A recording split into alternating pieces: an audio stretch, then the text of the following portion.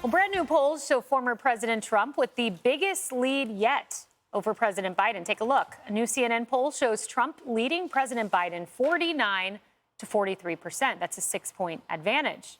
However, Trump's lead over Biden, it jumps. When you add in R.F. Kennedy Jr. and third-party candidates, what you see is 9%, a lead for the former president.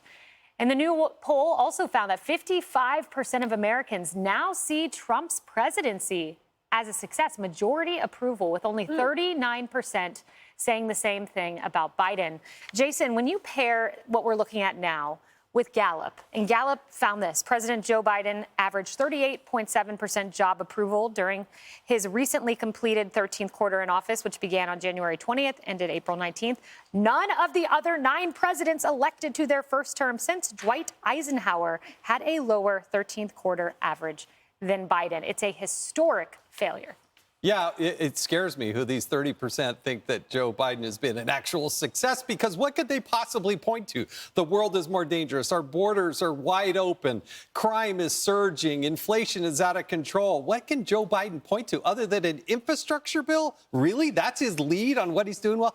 Meanwhile, you compare it to Donald Trump. People know that life was better. It was more safe. It was more secure. Inflation was not out of control. The economy was doing well, and we didn't have wars going on overseas. So, yes, I think those numbers will continue to get better for Donald Trump the more people think and contrast the two presidencies side by side. Harris, the demographics are really interesting in the CNN poll. What you find when just the head-to-head, I just wanted to see Biden and President Trump with different groups. Here's what you find with women. President Trump leads by, it's 1 point, so it's in the margin of error, but leading among women, that's a big deal. Flip over to 18 to 34, Trump's leading by 11. Independents, Trump's leading by 9. Well, I think let's just concentrate, if we can, on the women vote for a while, because I think that Trump really gets handed the sort of bat of stew from the left about, oh, how women don't like him. And that's why you're seeing the salaciousness in this New York versus Trump trial. They're really trying to color that in the evangelical vote to show that, you know, women and people of their faith really can't go for a president who did all of these things purportedly. Everybody passed on that case with the sex film worker at the center for 6 years. Now they want it because it's salacious and it's all of that. Women want the bottom line. I can only speak for myself, but I think we could take, well, they already did the poll. So the poll tells us half of women would like things to be better. By 1%, women would like things to be better. Try this summer when we have to drive those cars on higher gas, when all of those high prices go up because everybody's home more with their kids out of school, so on and so forth. Try it this summer closer to the election. Women, no, we're not running every household. We run the world, basically, when it comes to budgeting. And in America, if you can't go to the grocery store and bring home food, you're looking at the guy who can make that happen versus the guy who can't. Yeah, that's right. And, you know, to that end, Emily, when you look at swing states, you know, this is kind of the sacrosanct polling, because you can drive up numbers in New York, let's say. But what do they say in Wisconsin, these states that are going to determine the election?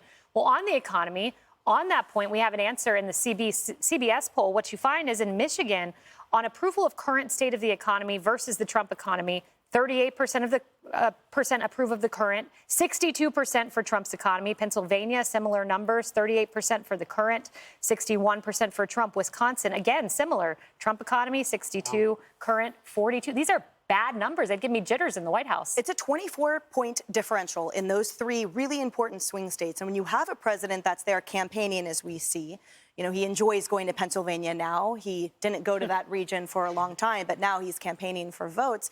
The interesting thing is this is so far beyond the margin of error. These numbers do not reflect a good month at the office or a bad time with a 401k. No. These deep chasm-filled numbers represent a deep-seated unhappiness that no amount of campaigning will fix, because Americans see through the farce. They're sick and tired, frankly, of having a president that doesn't say, I feel your pain, I see you. Yes, Thanksgiving was 18% more expensive this year. Yes, Christmas was much more difficult this year.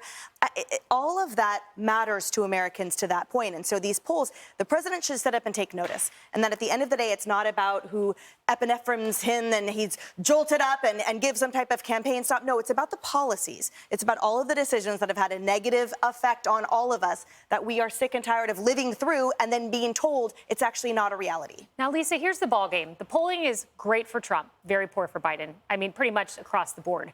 But here's the ballgame. The fervor against Biden versus the ground game of the left, the digital operation of the left, the mail-in voting operation of the left. Here's why I say this.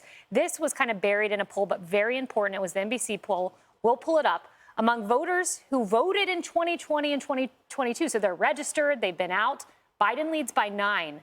But those who did not vote in either of the last 2 elections, Trump wins by 22. So he's bringing in new voters, but you got to make sure they're registered. You got to make sure they show up. You got to make sure they show up. And that's why I have been pleased to see the leadership changes at the RNC and the fact that they are raising money. There's been a turnaround in the fundraising efforts with that.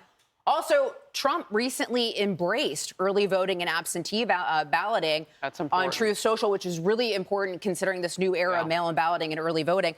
I will say that what is really important with that CNN poll, finding that the majority, 55% of Americans viewed Trump's presidency as a success. The reason why it's so important is Joe Biden's sole message in 2020 was, I'm not Donald Trump. Even heading into 2024, his message is, I'm not Donald Trump. Well, Americans are having Trump nostalgia. Even independents, 51% of independents found Trump's administration as a success now. So where does Joe Biden go from there? Really, really quick.